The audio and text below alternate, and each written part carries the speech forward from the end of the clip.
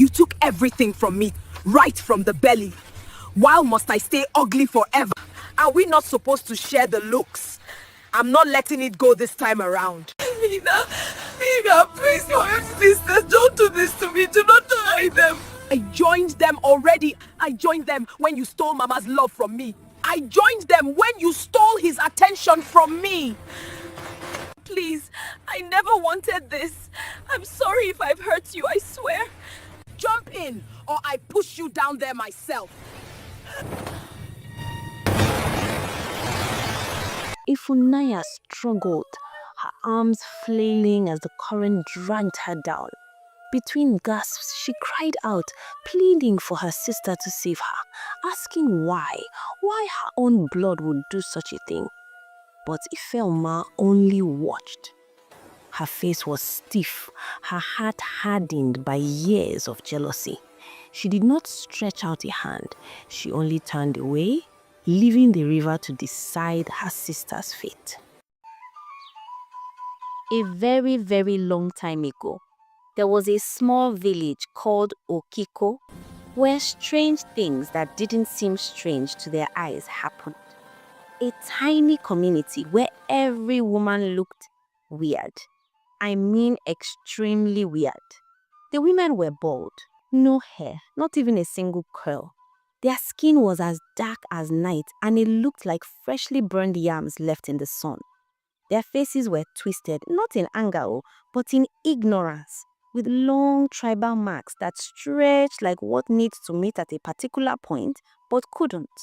Their noses crooked and their ears stuck straight up like rabbits, always listening, always twitching. But here's the funny thing.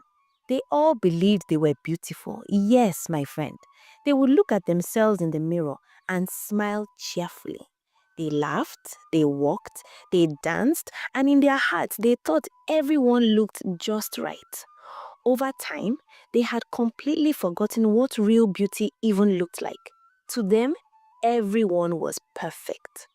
Now, in this same tiny village lived a sweet and cheerful woman named Njideka, married to Chike the great hunter.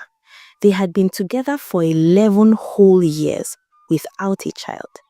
Every morning they prayed, every night they hoped, and finally, in the 12th year of their marriage, Njideka became pregnant.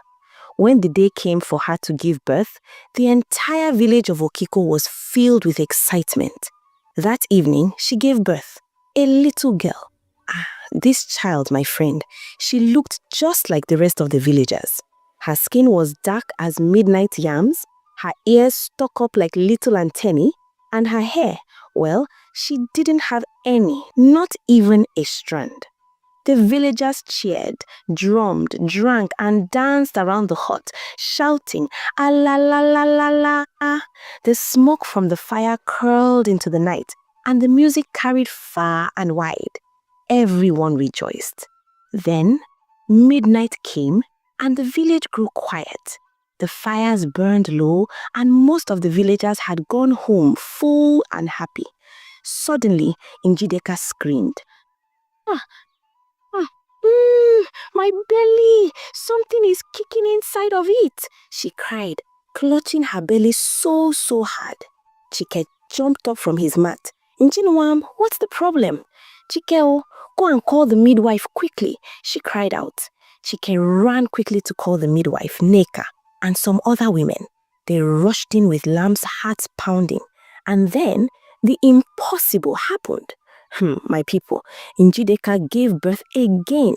But this baby, oh my dear, this baby was like the moon had descended into the hut. Her skin was so fair, it shone brighter than the lanterns. Her hair was dark, soft, curly and long, just like the clouds in the morning sky. Her face was so delicate, the midwife fainted upon sighting the child. Other women screamed, throwing their lamps to the ground. Ewo! Abomination! Who has cursed the people of Okiko? A woman lamented, running out of the hut like chickens being chased by a snake. The people of Okiko village, wake up, oh! There's fire on the mountain! Another woman cried. Some ran straight to the king, shouting, something heavy has befallen the Okikos. A strange child has been born. Ezeo. By morning, the king's guards came and dragged Njideka, Chike, and their child to the palace. The woman knelt and cried, Your Majesty, my child, please spare her. The king called for the chief priestess, who consulted the oracle immediately. After some murmuring and whispers, the oracle spoke. This child is no curse. She is a blessing. The gods have sent her to redeem the people of Okiko community. One day, she will remove the evil that has made us ugly. A woman whispered to another, Why must she call us ugly? Who told her we are ugly? We must come together as one, the chief priestess continued, in order to help this child accomplish this mission.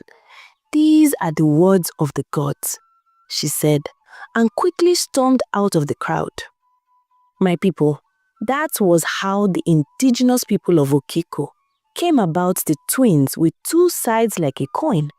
One beautiful, respectful and calm. The other, well, her face says it all. Whenever Ifunanya walks past, everyone will stare. Not really in admiration because they don't even know what beauty is. These people stare with thoughts in their hearts as to why she has to be different. But these same eyes we are talking about usually turn blind when the other twin, Ifelma, passes by, because no one seems to be interested in her. I mean, Ifelma, the other twin, is literally what everyone looks like in Okiko community, while Ifunaya's skin was as fair as the morning moon. But with beauty came trouble.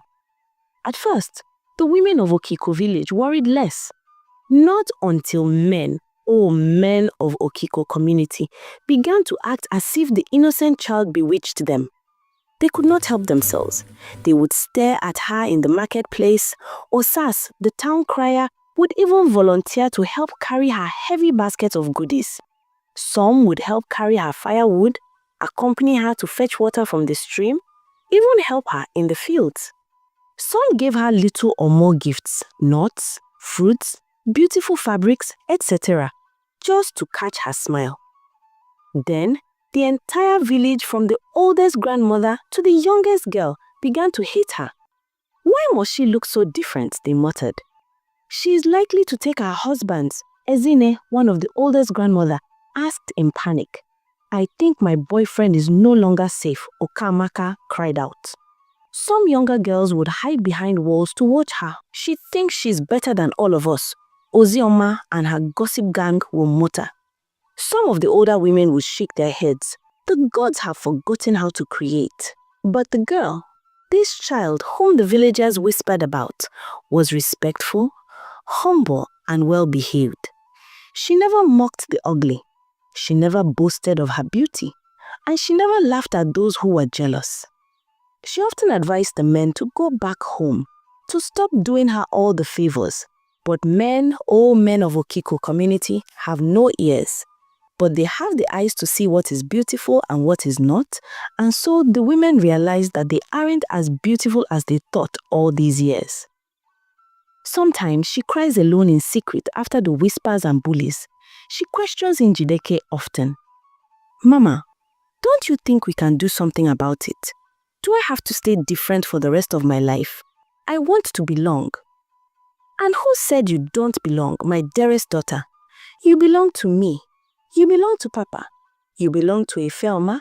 And you belong to this world. You are made this way for a reason, even if we don't understand it yet. Njideke would say. But it hurts, Mama. It hurts when they whisper. Oh, my precious child, listen to me. Let them whisper. I know it hurts, and it's okay to cry, but never believe that you are less. Your skin is not a curse. It is a different kind of light. And your hair? Oh, let me tell you a secret. All of them wish to have it, including me. Njideke will encourage her every day. But just like they said, a man's greatest enemy is a member of his household. Ah yes, her own twin sister, Ifeoma. Ifeoma was ugly, even by the village's unusual standards, and she was rude, arrogant, and deeply jealous of everything her sister had. She could not bear it. The attention, the gifts, the songs that were sung about her sister. Every day, she schemed, thinking of ways to pull her sister down, to make her look like the rest of the villagers, to take away the eyes, the admiration, and the love that seemed to follow her everywhere. And that is how Ifunanya grew up under the gaze of a jealous village, with eyes watching her every step, whispers following her wherever she went, and her own sister plotting in secret the most devious plans, always thinking. One day, Ifeoma found a young man from the village and paid him to go to Ifunanya's hut with a wicked plan. But when he arrived, Ifunanya greeted him warmly with a cheerful smile. She was so friendly, so convincing that the young man's heart softened.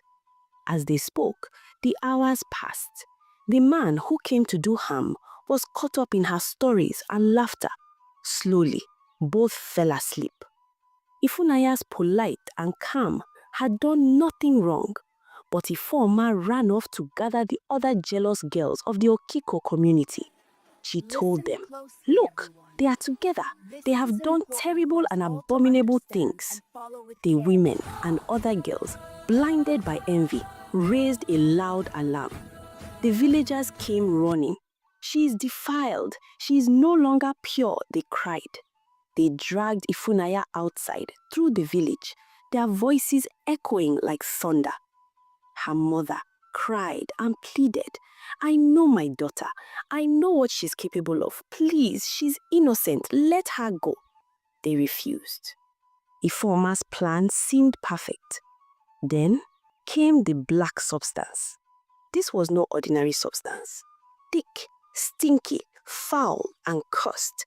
It was made to stick to a human skin for decades, to make her look at least like them, to ruin her beauty for all time. The women smeared it over her body, chanting, "She will be no different from us." Her hair was shaved and forced to shine like a bottle. Thereafter, she was made to stay under the sun till dawn, just so the black stinky substance can stick to her skin properly. Now, here is the shocking part, where the impossible happened. When Ifunanya got home, she took her bath, laid on the bed in tears until she finally drifted to sleep.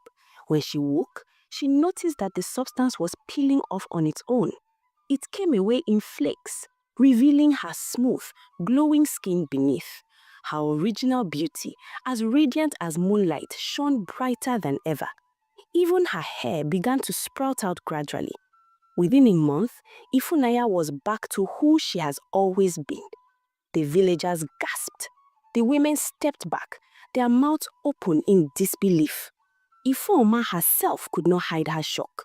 She had planned perfectly, yet destiny, or perhaps the gods, had protected Ifunanya. She became extremely restless. One day, she muttered to herself in her room, "Maybe I'm not doing it the right way.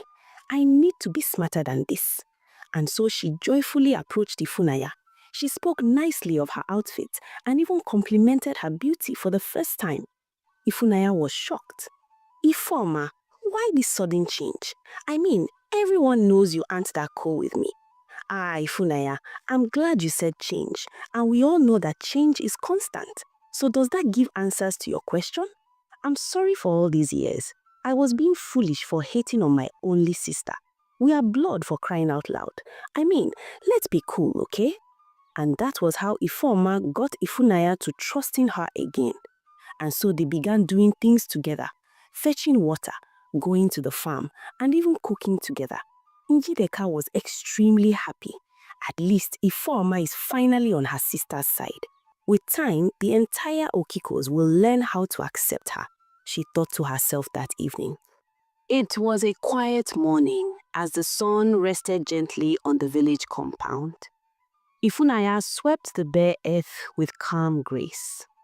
Nearby sat Ifoima, her twin sister, quietly watching herself in a mirror as she applied a colorful substance to her lips. From the narrow village path came a Kenta, the man every girl in Okiko dreamed of having, the one who schooled 5 villages away.